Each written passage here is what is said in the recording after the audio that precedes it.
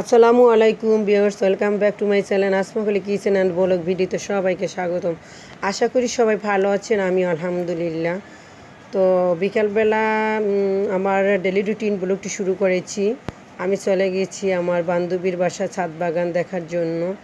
তার বাসায় গেছি, আমার ছাদ দেখে আমার খুব ভালো লাগছে। সে লেবু গাছ, তারপরে বিভিন্ন রকম ফুলের গাছ, মেহেদি গাছ, তারপরে আখ গাছ, কলা গাছ, পেয়ারা গাছ, মানে সব ধরনেরই তার ছাদে আছে। খুবই ভালো, অনেক বিশাল বড় আম গাছ। অনেক আমও ধরে। এই আমগুলো এখন ধরে নাই, এটা নাকি পরে আসে আম। পেয়ারা গাছ আছে, খুবই ভালো লাগছে। মনোরম পরিবেশ আমার কাছে, বাগানগুলো দেখে আমার খুব ভালো লাগছে। তো অনেকক্ষণ এখানে ছিলাম। আনিশামণি অনেক মজা করছে খোলা বাতাসে, আকাশের নিচে। খুবই ভালো লাগছে তার। চারতলার উপরে ছাদটা খুব ভালো লাগছে। বিশাল বড় বড় মেহেদি গাছ দেখেন, অনেক মেহেদি পাতা হয়েছে। পাশেরটা আরও বেশি বড় মেহেদি গাছ। আমার আনিশামণি তো কী করতেছে দেখেন, খুব মজা করে। সে যদি বেড়াতে যাওয়ার কথা শুনে তো তাকে আর সময় করা যায় না, কখন সে যাবে, যেতেই হবে। যতক্ষণে না যায় ততক্ষণে তার মাথা ঠিক থাকে না। বারবারই বলে আম্মু কখন যাবা, চলো। গিয়েও সে ওখানে অনেক মজাই করেছে, খুবই ভালো লাগছে। তো ওখানে অনেকক্ষণই ছিলাম। থাকার পরে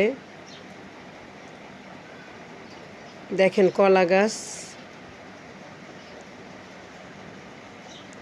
গাছগুলো ভালো লাগছে। মানে ঢাকা শহরে এরকম ছাদের উপরে কলা গাছ দেখলে তো অনেকেরই ভালো লাগবে, কারণ গ্রামে তো অ্যাভেলেবেল কলা গাছ দেখতে পাওয়া যায়। তো ওখান থেকে আমি মাগরিবের নামাজ শেষ করে চলে আসছি আমার এক আপুর বাসা। আপুর বাসা বলতে এই বাসাটা আমি ভাড়া ছিলাম। আপু আমার সাইডম্যান, আপুর বাবার বাড়ি এটা। আপুরা কয়েক 5 বোন। তো বড় আপুর বাসায় গেছি। ওখানে 3 বোনের সাথে আমার দেখা হয়েছে, মজা হয়েছে। তো ওখানে অনেকক্ষণ ছিলাম আপুর সাথে। ওখান থেকে গল্প গুজব করে অনেকক্ষণ পরে তো বাসায় চলে আসছি। এসে আমি রাত্রে খাবার শেষ করলাম। সাথে কিছু মুদি দোকান থেকে আমার কিছু বাজার ছিল, ওগুলাও আমি নিয়ে আসছি। তো ভিউয়ার্স, আপনারা যারা আমার ভিডিওটি দূরে এবং কাছে যেখান থেকে দেখছেন, সবাইকে অসংখ্য ধন্যবাদ আমার ভিডিওটি দেখার জন্য। আর আপনারা যারা এখন আমার চ্যানেলটিকে সাবস্ক্রাইব করেন নাই, প্লিজ আমার চ্যানেলটিকে সাবস্ক্রাইব করুন।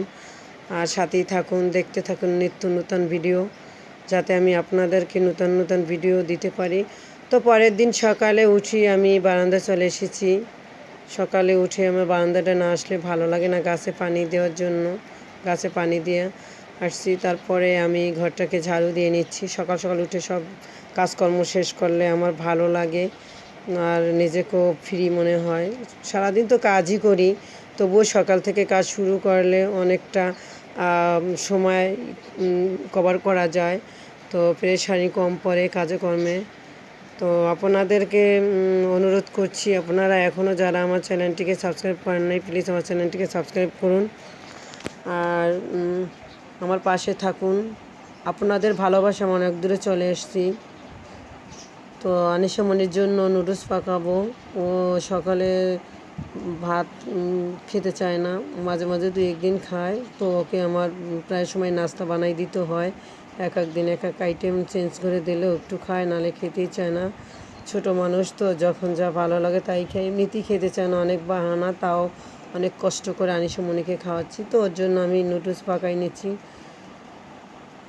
তো নুডলস খেতে পছন্দ করে, তাই ভাবলাম আজকে নুডলস পাকাই দেই। তো আনিশামণিকে নুডলস পাকাই দিচ্ছি। তো আপনাদের কাছে যদি আমার ভিডিওটি একটুও যদি ভালো লাগে, প্লিজ আমাকে লাইক করুন, কমেন্টস করুন এবং ভালো লাগলে শেয়ার করুন। আমি আপনাদেরকে নতুন নতুন ভিডিও আপলোড দেব। আমি বাইরে বের হলে আপনাদের সাথে আমি শেয়ার করব আর আপনাদের পছন্দ মতো ভিডিও দেওয়ার চেষ্টা করব। আনিশামণি খাচ্ছে আর অনেক মজা হয়েছে, আম্মুকে থ্যাঙ্কস দিল।